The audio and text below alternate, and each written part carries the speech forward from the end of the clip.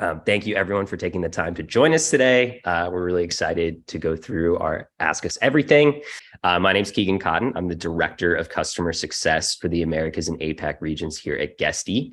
And this is my headshot that I use for all eternity that will never get old and makes me look like a used car salesman. So joining me today are two people who have truly been through it all in the industry. You name it, they've been there and done it. And we're lucky enough to have them now joining the Guesty team. So I'd like to welcome first Matt Hamlet to give a little background here. Matt has over 10 years of experience in the STR and hospitality industry. He started in the industry with a vacation rental cleaning service before transforming his business into a PMC and successfully scaling to a 100+ rental company that was acquired by Vacasa. And now he's come over to Guesty to work on our sales team as well. Next, we have Tom Powers. Tom has an extensive real estate background managing both short and long-term rentals. With having successfully scaled a PMC himself, he understands what property managers are experiencing at each step of the journey. And so we're really excited to have both Tom and Matt joining us today. So just as a quick intro to explain why are we here, why are we talking about this, what's the whole point here, I want to tell you a little bit about who we are and what we do in case you are new to the space. So real quick, at Guesty, we aim to provide short-term rental hosts and property management companies with the tools they need to operate more efficiently, bring in more bookings, and most importantly, make more money and grow, as that is typically the goal in this industry. To do this, Guesty has two unique offerings, Guesty for hosts and Guesty for pros. The reason for that is each of these platforms is tailored to different types of rental managers who work with properties ranging from personally owned vacation rentals, which is typically more of the Guesty for hosts domain, all the way up to enterprise property management companies and beyond, which is typically on the Guesty for pros side of things.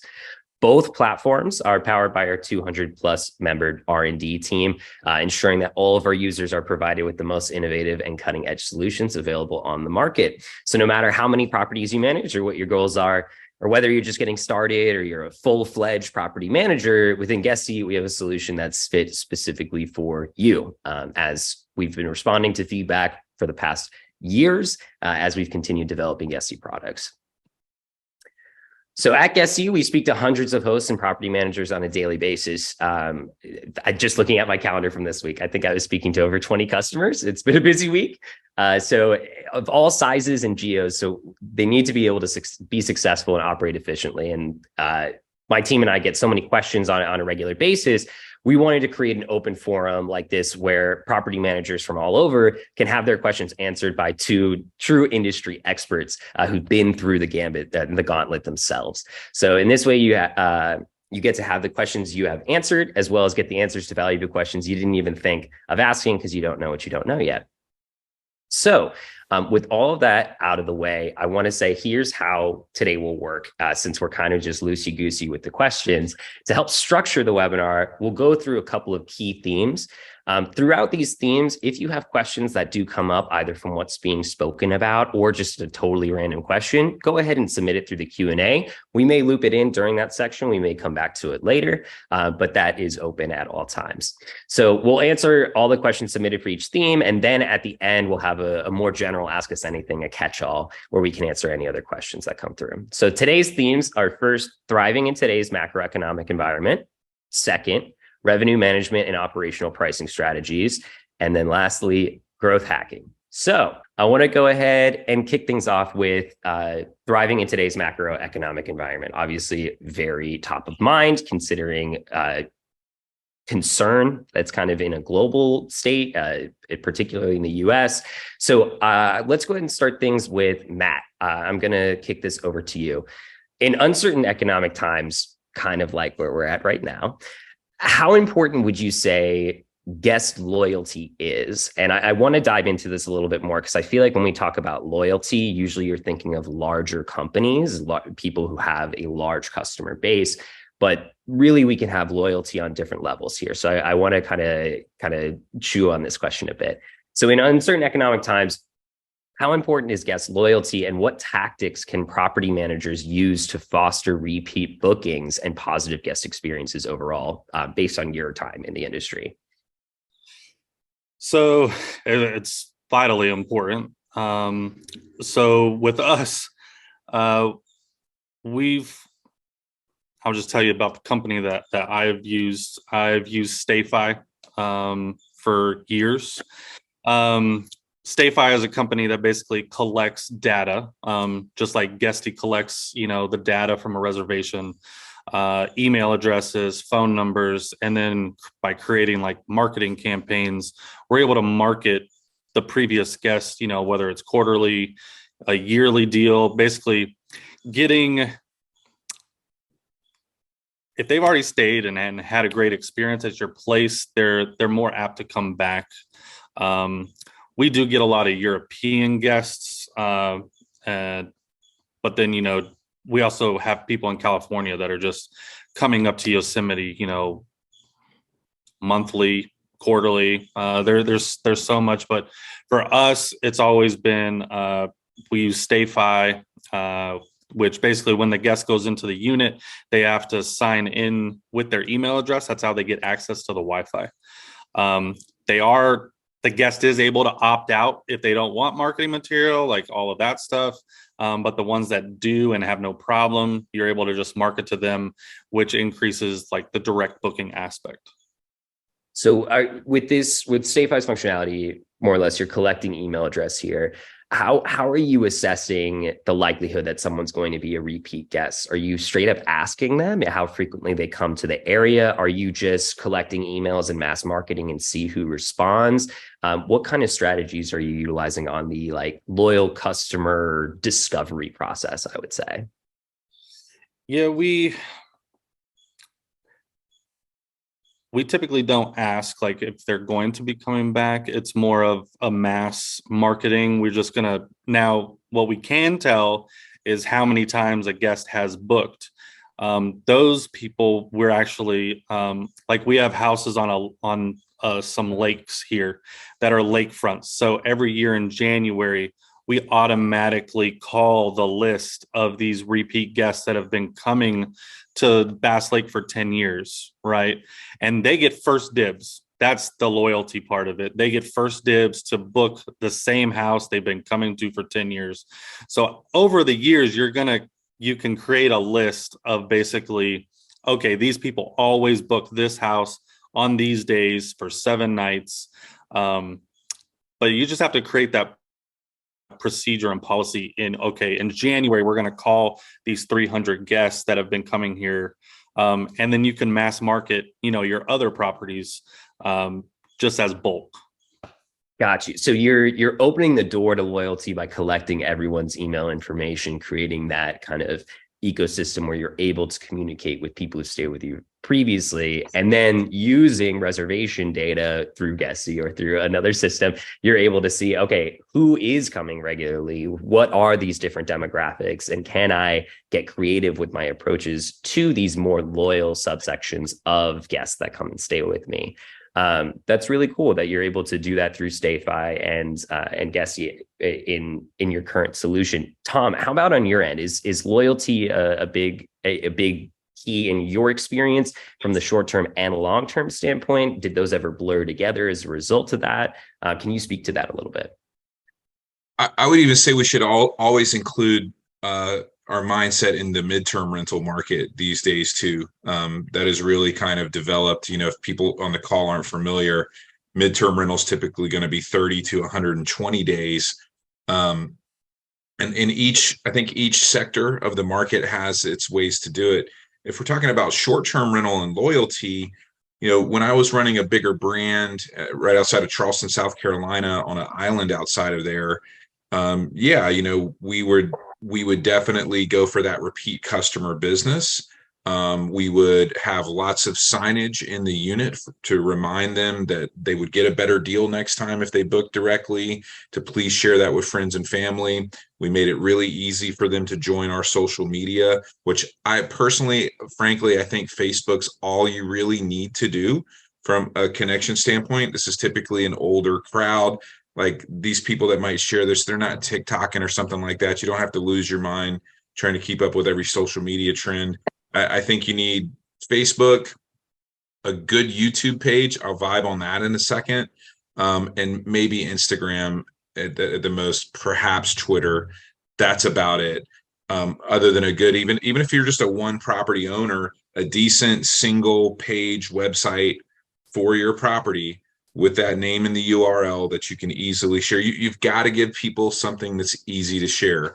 If you want them to connect to your social media and share the house, you got to make it a QR code, right? Nobody's going to type in the name of your place. From a loyalty aspect, yeah, we would see a good measured amount of that. Maybe we had probably about 15% former booking or direct referral, right? We would create a coupon code, which certainly you can do in Guesty, pretty much any viable property management software, creating that coupon code and getting people to share that.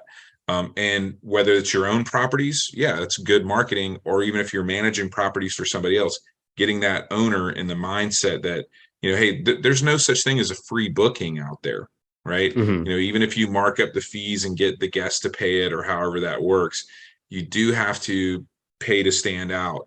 I would just finish that kind of vibe on something everybody on this call can and absolutely should do right after this call. If you have a Gmail account, which I imagine 99.9% of you do have a Gmail account to some capacity, or can easily create a free Gmail account for your single property or your company, you automatically have a YouTube channel as well.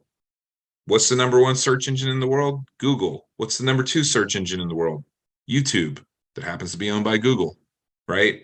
In that easy YouTube video, you don't have to go spend $1,000 on a videographer. Take out your amazing 4K pocket computer, whiz bang cell phone that we get to carry around these days that already has image stabilization or whatever. Go shoot a quick video about your property and then load that YouTube video up with keywords and the link back to your Book Direct site. Make that your shareable piece of media where you walk through the whole place. So that's just one idea of there's so many things out there that are inexpensive. I will tell you, some people are asking what's the best way to do that. I see another question in the Q&A. Bookings are down 80%. Maybe we can shift into another one of the topics, just talking about rates and things like that. The reality is you've got none of these things. This is kind of common sense stuff. And when I say this, everybody will agree, you've heard some version of this before. It's not one thing, right, that makes it up. It's usually 100 things that make up 1% of the reason why you're going to be successful. Maybe one or two things make up 20 or 30% of the reason why you're going to be successsul. If you're in a good location and you think that's going to just make you rock, this is also part of our topics, right? Of what's working in the modern day, AKA what's working post-COVID, right? We had a party in this industry. It was a terrible time just on the planet Earth in a lot of ways, but in the short-term rental business, it was an absolute bonanza once the dust settled, and we all made it. If we were in the game, you made a tremendous amount of money. You never had more demand, and you never were able to get so much pricing. Now that travel demand has definitely softened, just having your property in a good location isn't enough. Just having great photography, that's 20% of it. But to 100% succeed, you've got to stand out. You've got to put those extra pieces of collateral, like a YouTube video, out there. You've got to network with local people and local businesses. You've got to join your local social media groups to put those kinds of things out there. And again, back to one particular question I saw about somebody that was saying in New England, 80% of their short-term rental bookings are down. This is where you might consider a different business model, like a midterm rental, right? There's always a demand for people that are living a digital nomad life. Traditionally, think travel nurses, those types of people. But you also have a nonstop supply of insurance claims that happen where somebody's kitchen has to be remodeled or something like that, and they need a place to stay for 2 or 3 months. Somebody's doing a corporate relocate or something along those lines. You might be able to shift gears and do something different with the property. But if bookings are down 80%, if you want to still remain viable in the short-term game, you really, in my opinion, and I'd love to hear Matt and Keegan's opinion too, but you only really have like two ends of the spectrum of what you can do. You can go super cheap and just try to be the cheapest person on the block, which does ultimately work. There is ultimately a price. If you keep cutting the price down, it will ultimately rent. However, that might not hit your goals or be the type of renter that you want. The other end of the spectrum is to go ultra luxe and or ultra unique, right? Differentiated, yeah. Got to differentiate. Yeah. I mean, Matt's, what are your thoughts on that? That's kind of what you were just saying too, is like if you see that something is down 80%, you need to change things up. So, my marketing person spends time at realtor associations. She gets in with all the realtors. We are part of like an insurance network. So when adjusters have, like he was just saying, if there's a fire in the area, if houses burn down, anything like that, they're calling us to house their people. Furnished Finder, although they don't really integrate with a lot of people, you can still link your iCalendars to Furnished Finder, which is for travel nurses. I have a travel nurse right now in my boutique hotel. She's here for 2 months. She's spending paying good rates too, right? $5 or $6 grand a month for a suite in our boutique hotel, which is paid by the hospital. So don't just focus on trying to get Airbnb, Booking.com, Expedia. Like, you really need to diversify out. And like I know Tom said earlier, like TikTok. I have 2 friends in Nashville that are very big TikTok in the Smokies. They have one has 300,000 followers. 75% of her bookings are from TikTok. So it's just, you have to find what works for you and then diversify. And then just, that's how you can find these other guests to get that 80% number. Don't rely on people trying to find you. You need to go out and find the people and get them to attract to your place. Yeah. And to kind of build on both Matt and Tom's positions here, where kind of Matt is saying, hey, TikTok was great, and Tom was saying, you don't need to do TikTok. Like, it's a little bit too much. What's going on here is very different types of guest personas are utilizing different types of social media.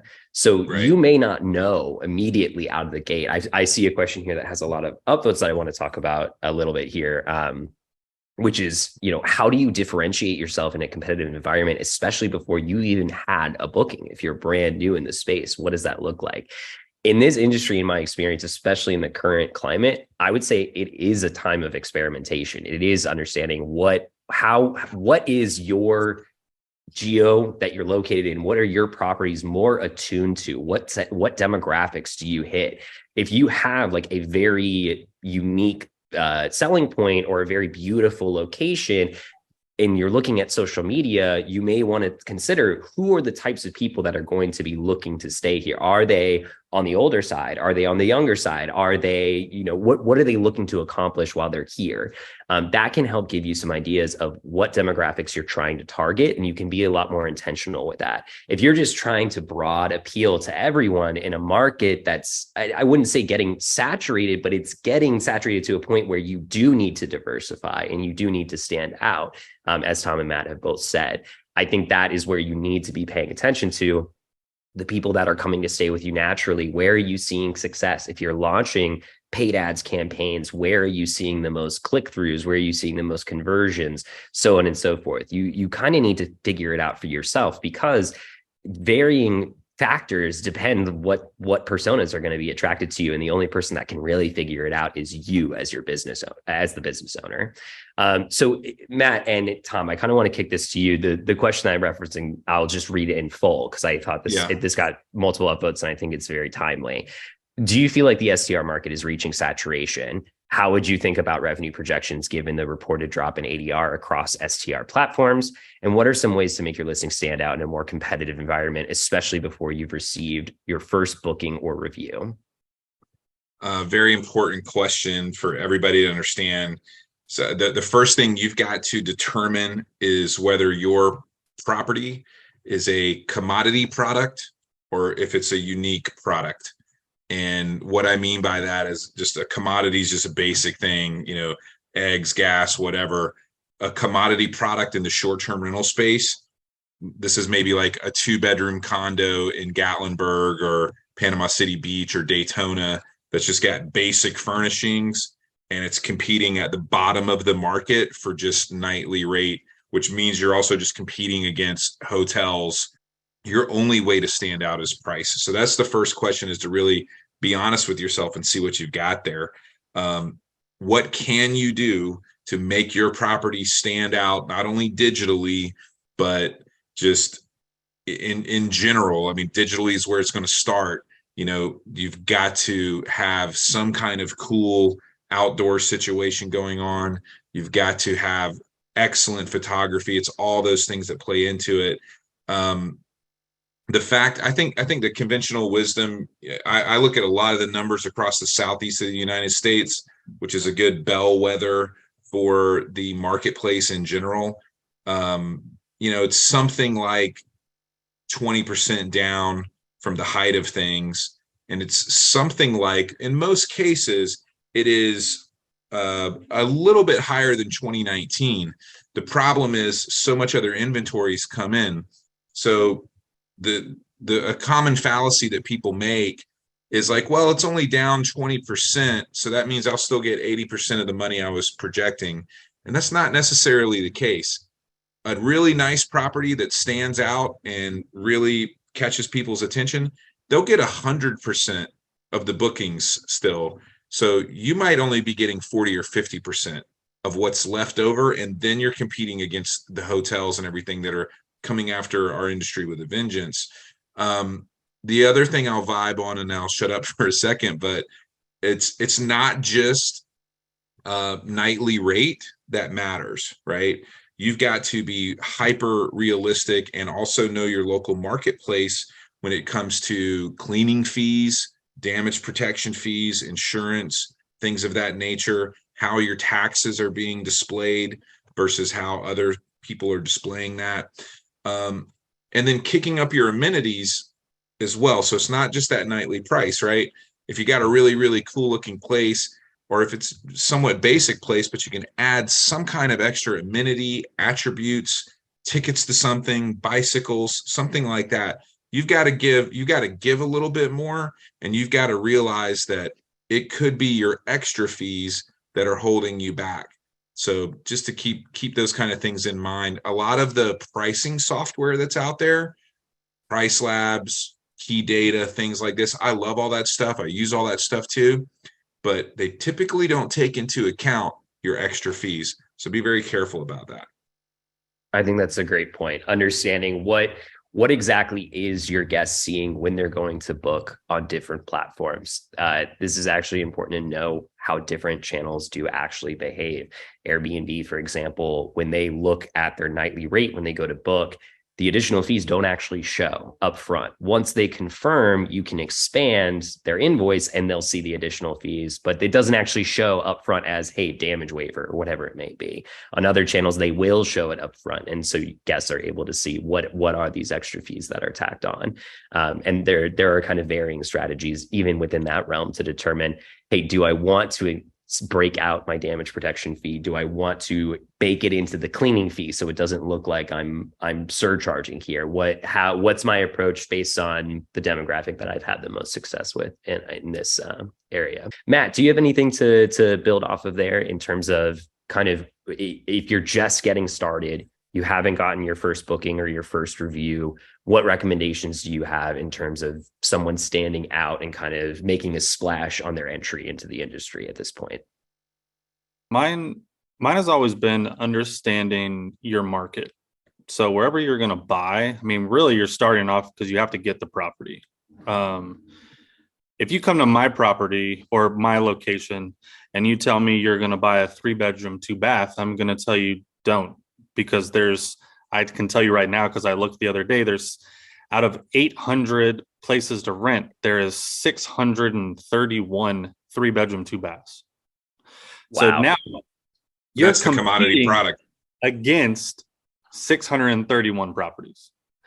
So like when I started seeing these statistics in my area, I went and I purchased studio apartments, and I bought a boutique hotel. Well, it was a restaurant, and then I converted it to like a staffless boutique hotel, which caters to 2 to 4 people. And they're always booked. In the winter, they're booked. On the weekend, like, because I'm not compete. There's 32. It's a unique use case for the region. 32 studios in my town. So not only do I pull hotel guests from the hotels, because my boutique hotel, is just way fancier and nicer than the Hilton across the street. So it's just knowing your market. Like, and Matt, how did you get that data about your market? Was that from key data? Is that just from being really well embedded in the Yosemite region? So I've used key data before, and then also AirDNA, which is a simple, it doesn't cost that much for like a monthly thing, and you can search an address, you can kind of see. But yeah, mine's just know the market before you purchase the house. Because if you're turning a 3-bedroom, 2 bath, and there's already 600 of them, you're competing against that many. So it's really picking the niche and going after it that way, that's where I found success. And now I have 15 doors and a boutique hotel that I personally own. And that's just, how we've gone about in our so area. That kind of touches on another question that came through from the Q&A that I really like here. And I'm curious to hear, Tom, if he wants to build on this. Rebecca Studer wrote in saying, someone who's just starting in short-term rentals, what's the best tool to help evaluate a deal and whether it will be profitable? So Matt just kind of spoke to understanding what is the unit type that you're actually looking at bringing on, and how does that fare in the market that it's placed within? Tom, do you have more to add to that there? Yeah, I saw that question. I like it too.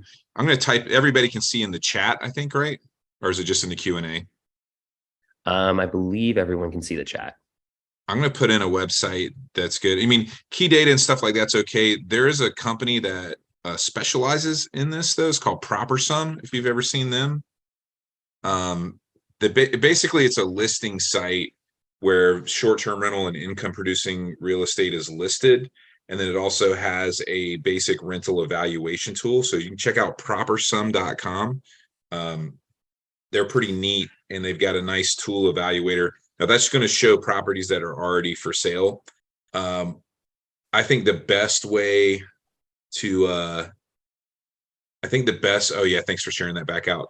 I think the best way, frankly, you can look at something like key data or AirDNA.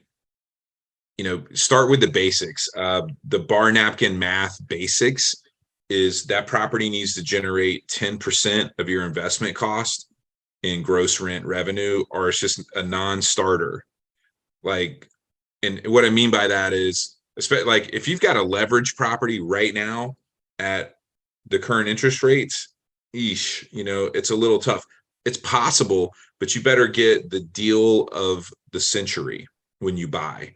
Right. And we are coming back a little bit more into a buyer's market as real estate has cooled off, but still it's inflated. But that is the simplest math. If you're looking at a place, it's 350 grand, 400 grand. Let's keep the math simple. It's 500 grand and it's pretty cool, but can it at least bring in 50 grand a year? And if not, it's just, don't even waste your time. Take your ego out of it, take your excitement out of it. Like, I love the vacation rental, short-term rental business, just because, just like I'm a junkie for cool places, love to travel, love to remodel places, get excited about it. But I've got to check my ego and check my emotions at the door. You have got to be cold and calculated when you're making these investments. Now, if you've got liquid capital to put in, or you're doing some kind of real estate exchange or whatever, any kind of liquid capital, that certainly helps out your cap rate over time. But still, that can still be dangerous. You don't want to make a vanity purchase in this business. You want to make a very logical purchase. So I think the bar napkin math being somewhere around 10%. And then of course, you've got the next question. Are you going to really manage it yourself? Really?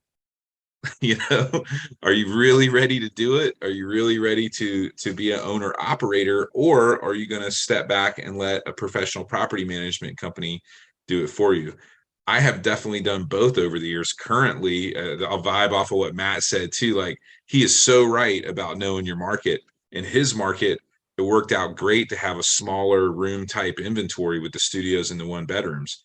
However, if you were looking at a place like Myrtle Beach, that'd be the last thing you want to do, is buy a one bedroom condo, because there's 20,000 of them around you. You'd want something either unique, maybe back on the riverside, or a big house that can handle families or something like that, or whatever. It's just something different. Same thing. I recently bought a cool, like, little tiny house cabin up in the Blue Ridge Mountains, right on like a nice trout fishing river. And most of the stuff around me is big 3, 4, 5, 6 bedroom Uber cabins that are like 10 grand a week. I got this little tiny house thing. It is rocking. It is almost fully occupied because it's unique. There's not a lot of that inventory there. But Tom, is thing, that real quick? Sorry to cut in here. The 10% number that you mentioned, I saw a question come through and I actually had the same one myself. Is that gross or net that you're considering there? That is gross. I mean, when I bought this place, I've got roughly about 120 grand in this little tiny house cabin thing, right? And with my carrying costs and everything else taken out, yeah. And I'm pulling in about 20 grand a year on this thing, right? So that definitely, you know, because I could simply see that it had some rental history already. I'm saying that 10% is on the gross, and then that you still then have to immediately back out if you're going to use a professional manager. To circle back to the first part of the question, how do I evaluate if a place is good or not?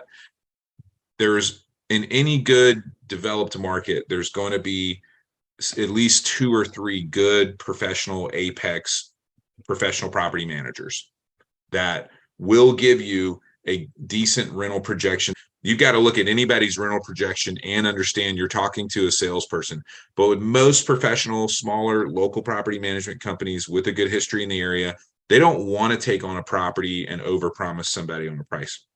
So that's another resource to get. If a good legacy property manager gives you a rental projection, you can kind of count on that between a 10% flux either way. And you know, maybe that's first question is, in my opinion, do I have a commodity product or not? Or do you want to be in that business, or you want to be in the luxury business? Then you narrow down on your property. Is it at least going to gross 10%? If not, just walk away. And make your offers that way. Like, don't be afraid. Listen, you don't know what situation people are in right now. This is back to the real estate side of the game. Like, the money's made in real estate when you buy. That's where the money's made, right? You never know. Like, I bought a restaurant, and that where my boutique hotel is, and it's on the highway to Yosemite National Park. Everything on the strip is over $1 million. And I randomly just asked the guy one day, because he had foreclosed on like 2 people that he owner financed it to. It's like, hey, what do you think if I turn this into a boutique hotel? I got to put a lot of money into it. Would you take $550,000? And he was like, well, how much can you put down today? And I was like, 30 grand. He was like, if you bring me a 30 grand check right now, I'll owner finance it to you, and here you go. And now, I mean, it's a boutique hotel, but it doesn't hurt to just ask. I mean, you never know. He was an old guy. He was just like, yep, I'm done with the building. Here, take it. You know, like, so you never know. You just got to ask.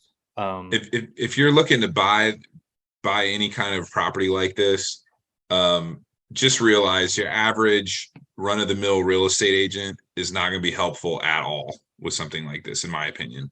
Like, just bypass a buying agent, be relatively ruthless, obviously be professional and nice, but just, you know, they want 500,000, offer them, and you really are liquid, able to buy and things like that. Like, you can really make offers, drop 20% minimum off their pricing. You never know. And definitely asking for owner financing and things. I mean, things have turned around, and there's a lot of people that have been left holding the bag on overpriced real estate that they bought. I think my only part on this thing is, like, for the question, is if you can get familiarized with like a simple pro forma for a property, you can plug in the numbers and it's going to tell you, hey, this is going to be a 20% return on your investment. This is going to be a 10, a 5, and you'll know right off the bat if you should purchase the property or not. I mean, it's a simple, I mean, you can find it on Google, anywhere. You can do a simple pro forma.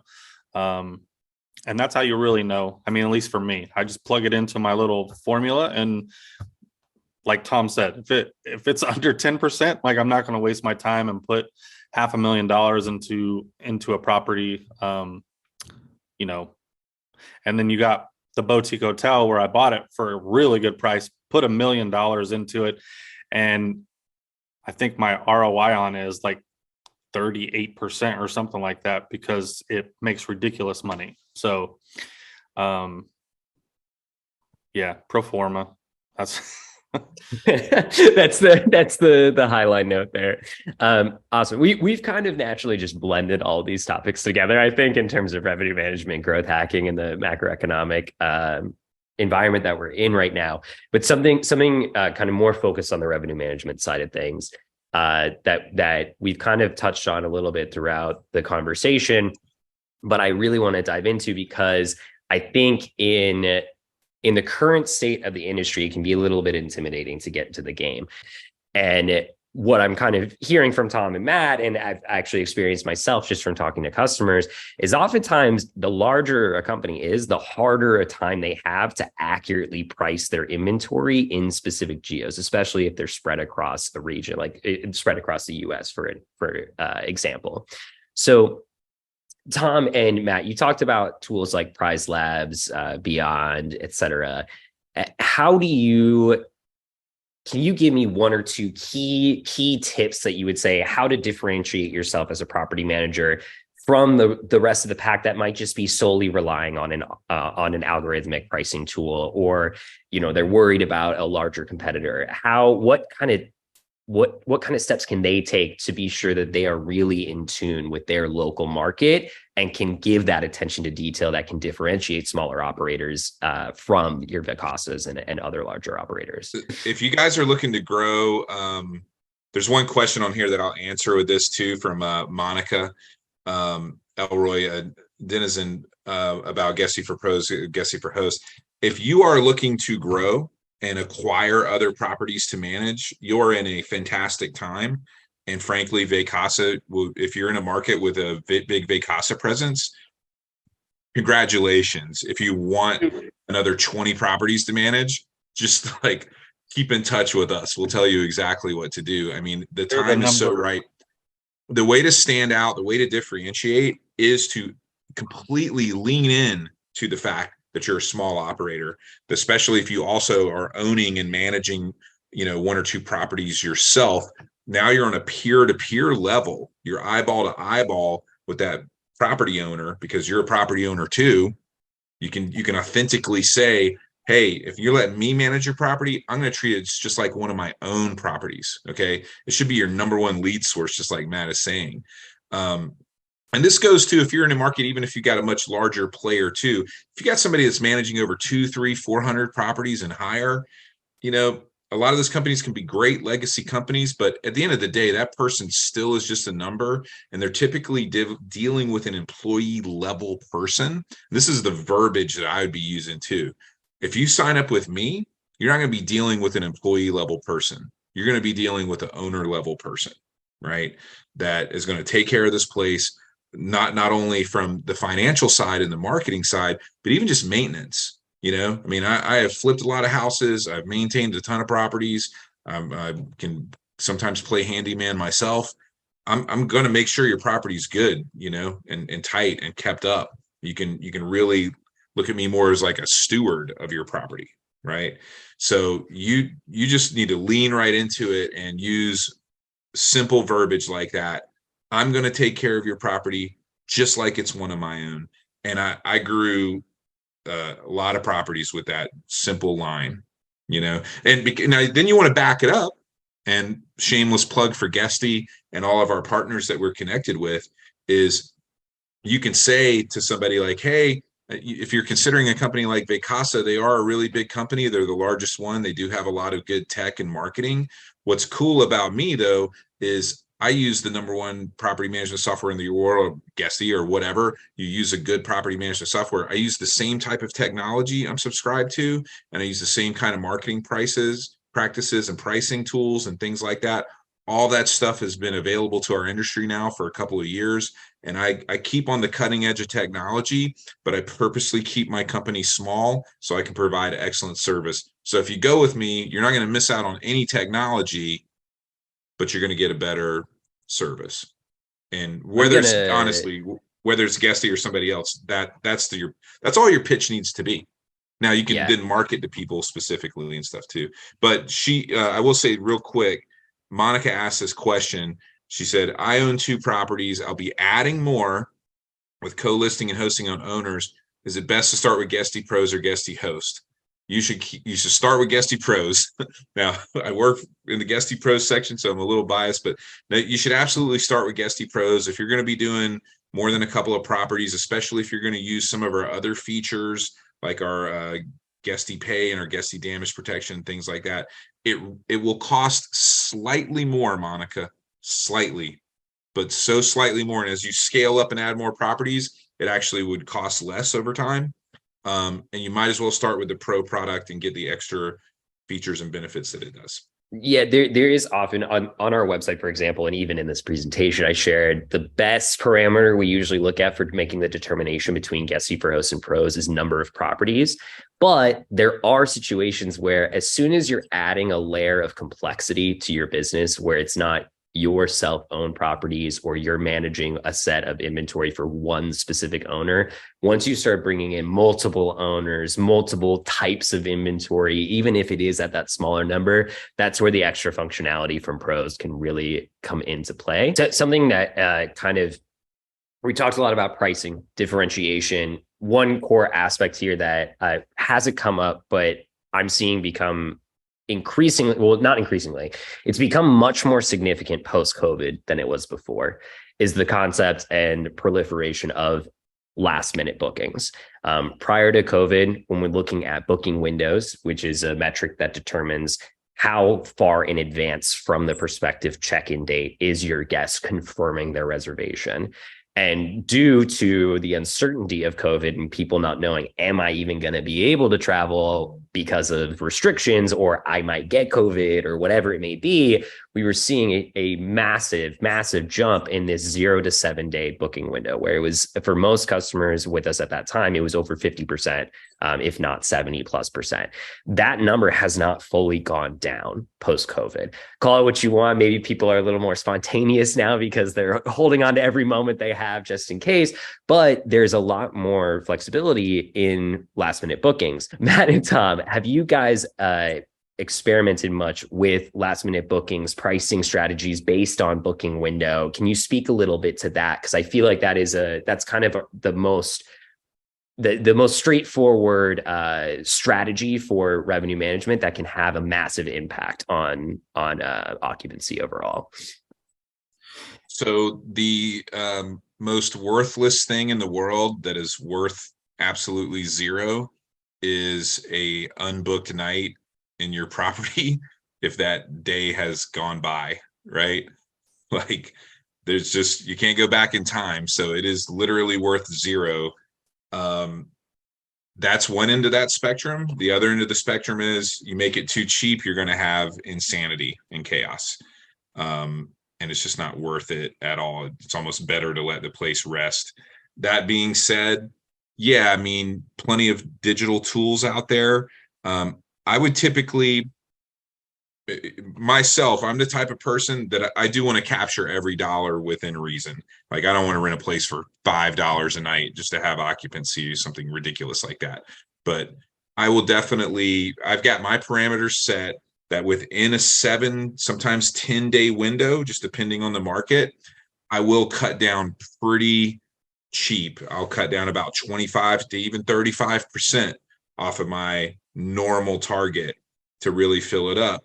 Now, when I'm managing properties for other people, I think 80% of the modern real estate investor class that has these properties has the same mindset. You're still going to have 20% that don't. That's fine. Great. Don't discount it at all. If they don't get their money, it sits vacant, or maybe they'll use it. How do you do that? I mean, yeah, you just got to play it. You know, every marketplace has its tools to do that. Certainly a software like Guesty allows you to do that pretty easy with rate strategies.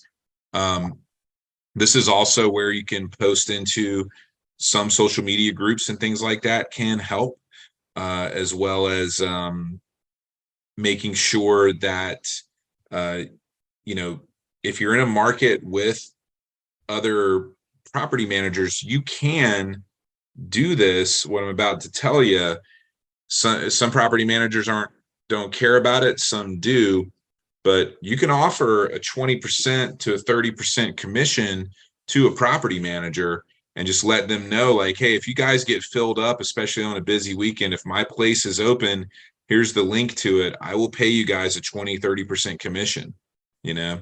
So that doesn't work all the time, but yeah, there's plenty of cross marketing like that. Yep. I have very good relationships with all the property managers except for one who's just a pain in the rear end. They might be in the crowd right now. Yeah, maybe. So, and we do exactly what Tom just said. Like, if somebody calls and I don't have a place, I'm calling their company saying, hey, Adam, do you have a place for 4 people?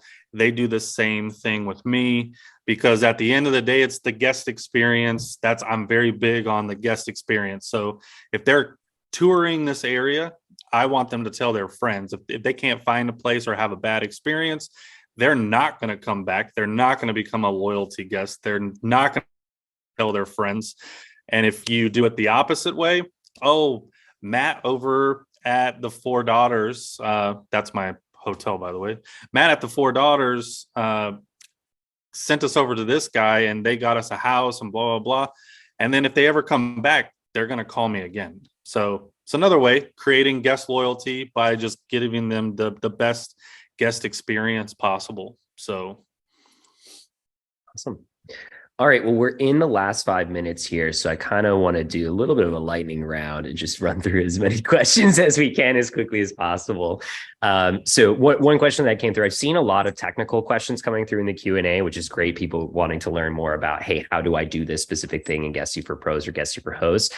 Well, I don't want to take time to go into every specific example. What I will say is Guesty for Pros and Guesty for Hosts have very extensive help centers that include videos of how to do different things, best practices for different services, whatever it may be. So you can find those by just searching. You can Google for Guesty for Pros Help Center or Guesty for Hosts Help Center. I don't have I think it's like help.guesty.com and help.guestyforhosts.com. But if you Google it, it should come up. I would just urge you to be sure that you are looking at the right platform that you're utilizing, Guesty for Hosts versus Guesty for Pros. But that's where a lot of this information lives and can help you understand how to use the product. Okay, so rapid fire questions. Let's jump to growth hacking here. So I know we talked a lot about like being really embedded in your local community and understanding like what's going on. Tom, you spoke to corporate housing opportunities for midterm stays and so on and so forth. Are there, how can property managers leverage local events, festivals, conferences, et cetera, to strategically time their promotions and capture a surge in demand for STRs in the area? Are you in any type of like, I want to say like associations that connect you to these corporate opportunities? Is this just happenstance that they've randomly come across your properties? Have either of you kind of invested into leads generating events for your business? My biggest thing real quick is you join your local chamber of commerce, join your local visitor center, because they're already marketing these events. And so if you can get on that, or you can get in really good with your chamber of commerce or tourism bureaus, if you're in a big tourist place, they will market your stuff for you. You'll pay like a yearly fee, but then you're on their websites, you're on their flyers, their promotional stuff. And you also get access. Like I can go to the chamber right now and I can email blast every single person that's part of the chamber, whether I have like a deal, a 20% off, like anything like that. So I definitely would say join those two things. Nice. Tom, anything to add there? I absolutely echo that. Chamber of Commerce really is a good organization. And it just, you never know how it might help your business, especially there. I've seen some questions that revolve around even how you maintain properties and things like that. Like you definitely want to establish great relationships with good HVAC people, plumber people, pest control people, things like that. Whether you just under your own ownership or certainly if you start managing. When it comes to help drive that traffic too, especially in your slower seasons, I had absolute measurable success. I went to every major industry in my town, like Boeing's in my town. There's also a pretty big Amazon and a Google place in my town. I made sure their HR departments knew about me and my properties and that we're totally friendly and easy to take their checks and things like that for corporate relocates and whatnot. I made sure the entire hospital system knew about me, every HR department. And those people, I got so many in the slow season too. I let them know like, hey, I will cut deals. On the flip side with festivals and all that kind of stuff, you know, it can be tough to stand out in all of that noise, especially if you're just one property or whatnot, where I would just make sure where you're going to succeed there, it just takes work, is if there's a big festival coming into town, there's probably some kind of fan page about it or something. Certainly if it's some kind of band like My Morning Jacket coming into town for some 2-day festival or something like that, go post on that page. Hey, anybody looking for a cool place to stay? Boom, here's my place. Even if that's just your Airbnb link that you're sharing, whatever, you know. I really like that. A lot of times property managers think it's all on them. They need to source this marketing. They need to source these opportunities themselves, when really there are synergistic opportunities from other industries like local tourism, festivals, etc. There is another one too, because I was in the Navy for 8 years, but if you are near a military base, they literally have a basically visitors portion, and you can actually get, on the letters inside the military base. So like when their families are coming, they can't stay on the military base. They have to stay outside the military base. So instead of staying in a hotel, you can advertise to them like 30% off for like military families, boom, boom. Like, but how many people actually go to the military base because they just think, that's the military, but they will do stuff with civilian contractors, including your houses. You can also, one that we've used before, you can register with like sam.gov, and you can actually put your property on a government website, and then you have to be a legit business with a DUNS number and all of that kind of stuff. But then you're the only lodging. So if they have like, let's say a fire in like all the fires in Canada, if you were on this list, then the government can rent your home off of the SAM website. So there's little things you can kind of get everywhere. But I was going to say, it seems like the general rule of thumb is look in your region for organic streams of travelers that are coming regularly and see how you can take advantage of that by really getting in front of them as much as possible.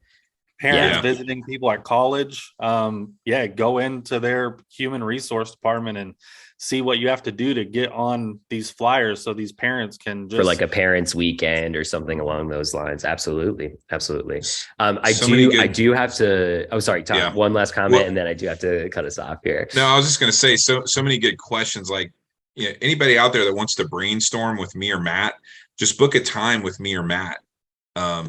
Like, we're happy to just talk the business with you. Obviously, we'd love to tell you about Guesty too, but we're very happy to just brainstorm and talk the business with you as well. All right.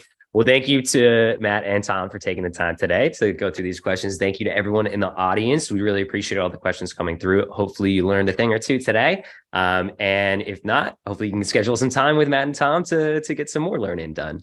But thank you, everyone. We hope you have a great rest of your day, and we'll see you at the next one.